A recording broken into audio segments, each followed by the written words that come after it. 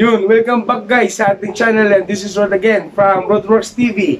Ngayon guys, sa video na to, i-share ko sa inyo kung paano tayo magkabit ng ating kitchen cabinet. No? So, i-flex ko na rin yung area which is Amaya Step, Pasig.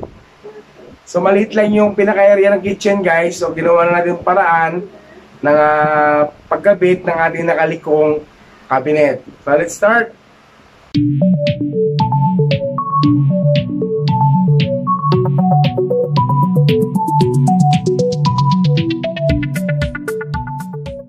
So, on the way tayo guys sa Pasig, medyo loaded yung karga natin.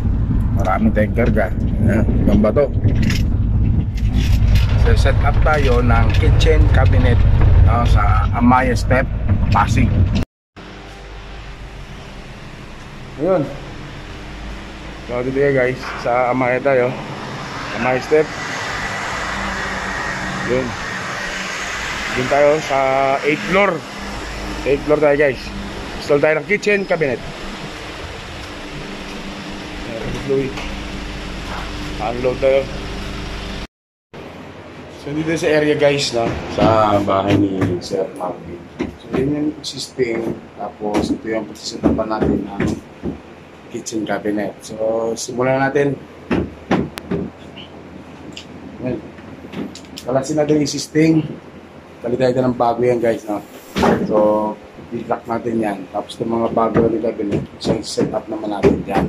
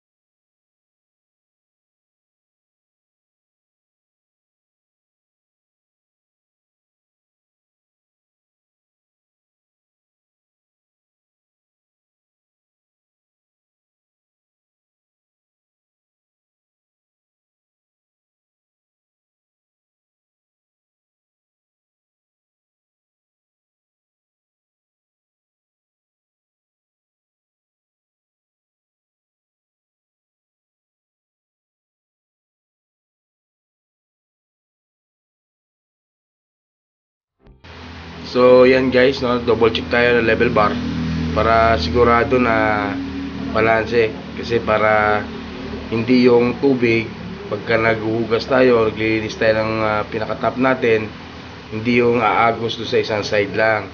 So kailangan pantay, no?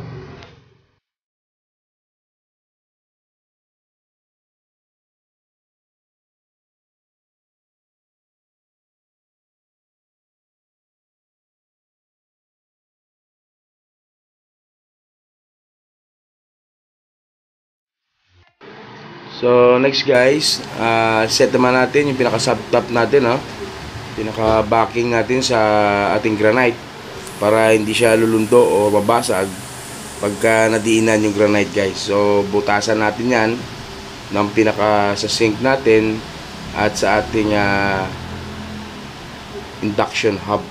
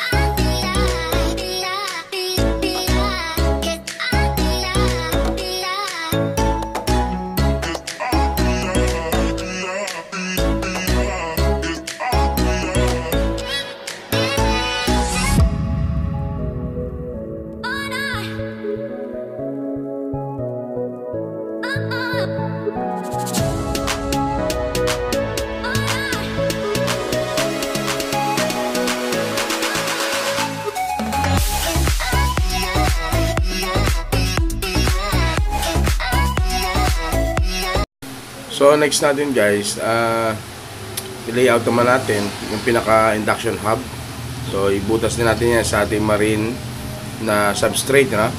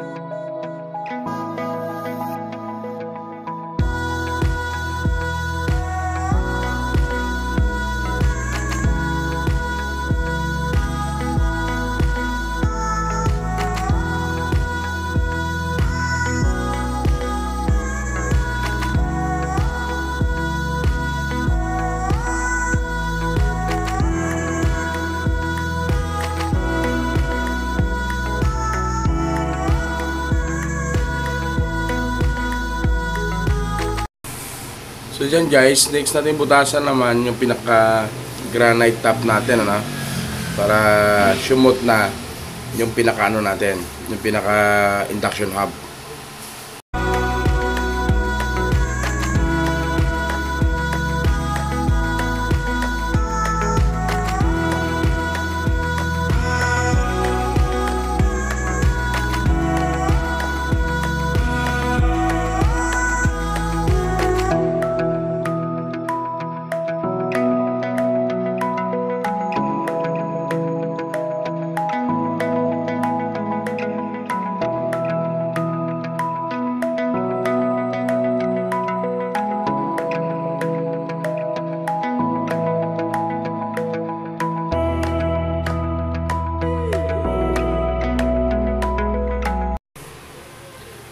So yan guys, no, nag-router ako para may daanan yung pinaka-jigsaw natin.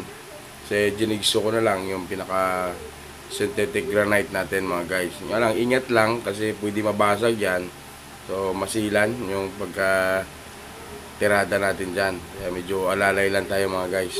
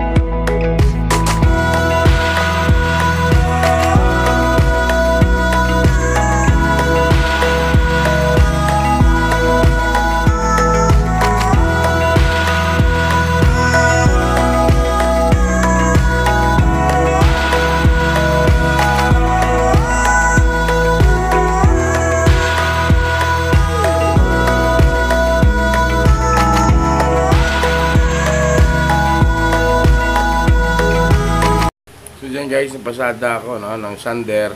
Nakakasa natin dyan na bala na grit ng ating pinakaliha is 1-2. So 1-2 yung pinaka finish natin guys, ha. So napasada lang ako kasi nag-router tayo tsaka ng jigsaw. Siguraduhin na natin na walang gas-gas yung pinaka granite top natin.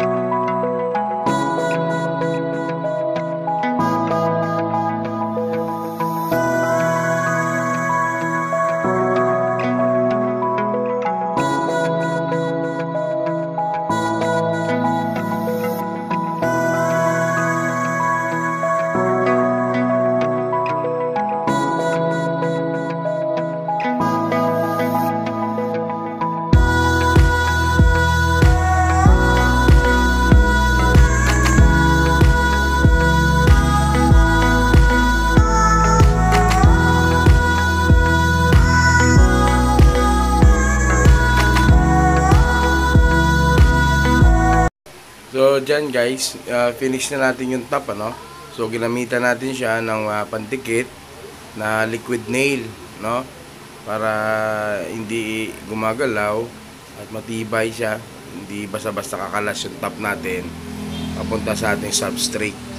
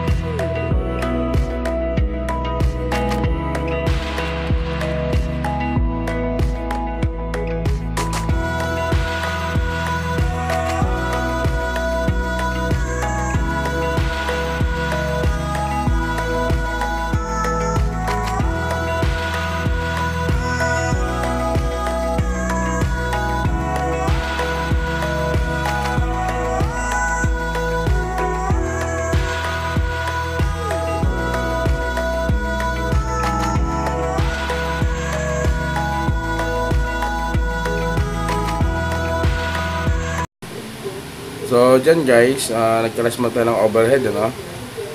Kailangan ikalasin yan para sa pagkabit natin backsplash. So nag-adjust din kami sa overhead para pumantay dun sa pinaka bottom cap natin.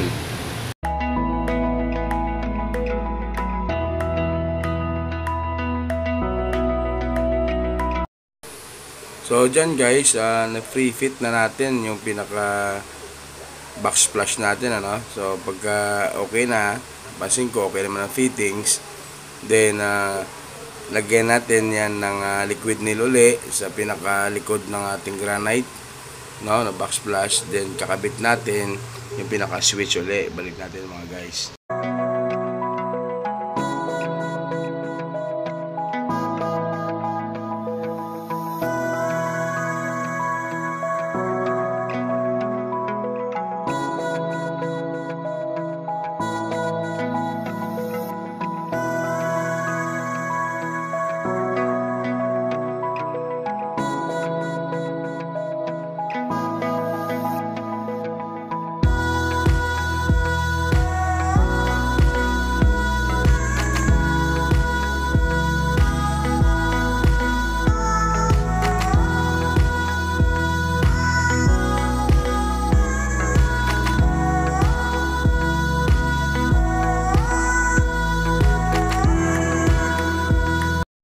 So dyan guys, medyo alas 5 na.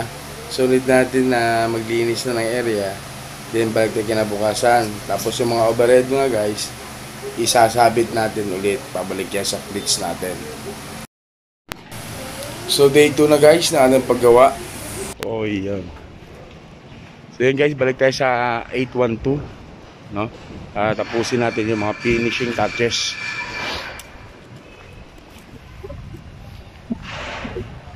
Kunti na lang yun, kunting kembot na lang at tapos na tayo. So Romel, yan, anak ko, sama ko guys, tira na tayo.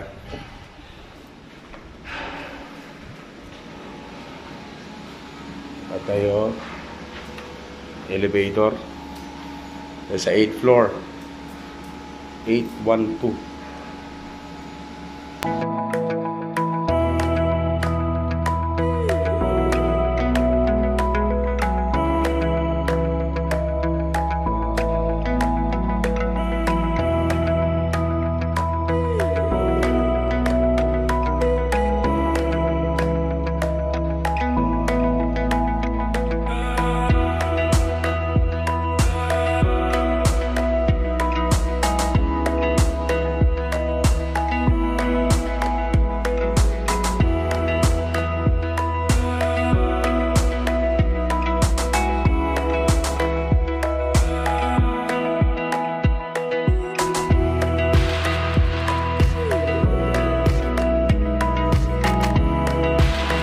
So, dyan naman guys, nag-door alignment tayo, no?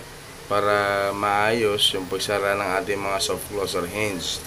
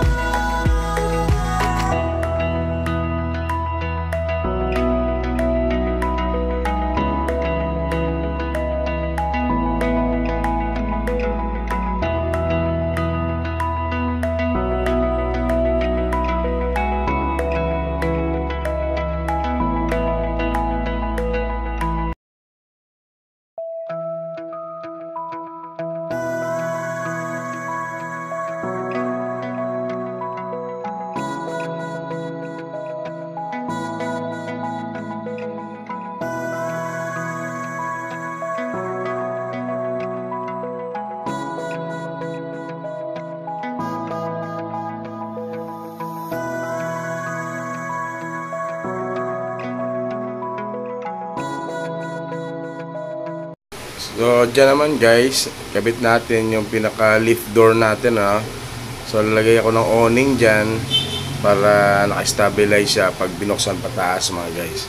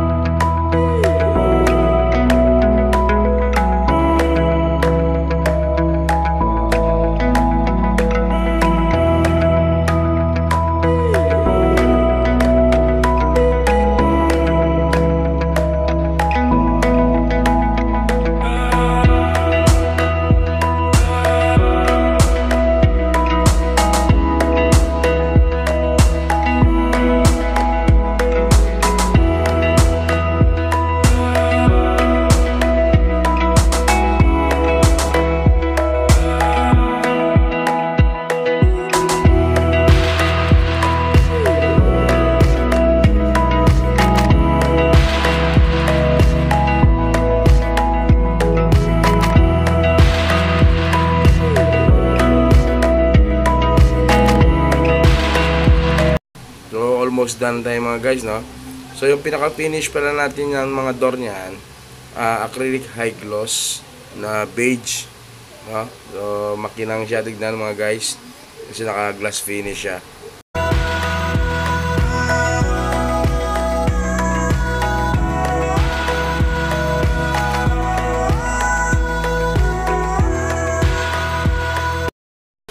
So dyan naman guys, nagsilan tayo, no, sa ibabaw ng ating box flush.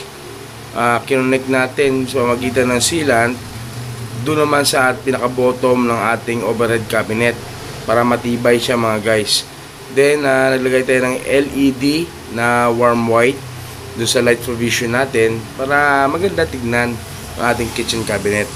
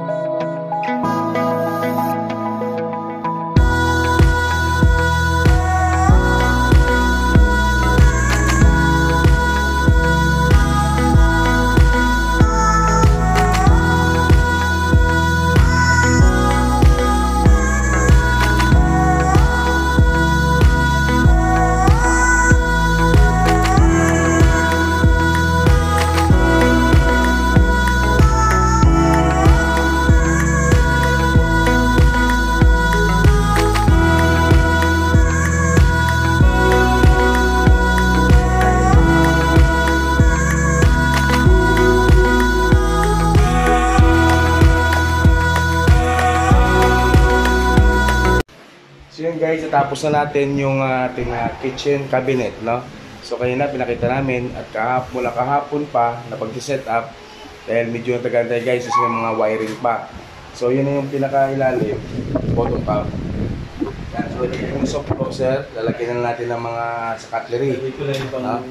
Tapos yung pinaka-wall basket niyan, yan sa baso, tapos sa pinggan natin. Yan, tapos sa corner, lagay kami ng shelves sa loob. May shelf din sa loob dyan.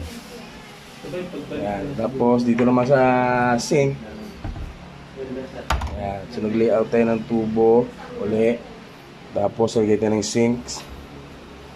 Tapos midnight black na countertop yung pinaka-top natin guys. No? Yun. Then lagay tayo yung LED lights. No? Range hood, cooktop, ganyan. Tapos, yan ang overhead natin. So, naka-lift door na to guys. Lift door siya. Hindi kanisa na, no? Hindi yan. Naka-lift door para dun sa overhead na dalawa naman. Sarado natin. Yan, tapos overtop. Shelves natin yan guys, shelves. Yan, sa range wood. Sa babaw niya, shelves natin. So nag-provide ka ng kuryente para sa range wood. Thank you guys. No? Nakakuha na yung diskarte pagkapit natin ng kitchen cabinet. Thank you guys. Thank you dyan. So kung like mo mga video mga guys, ito mga content, mag-subscribe ka. Then pindutin nyo yung bell notification para updated kayo sa mga video na upload natin. So samahan nyo mga guys.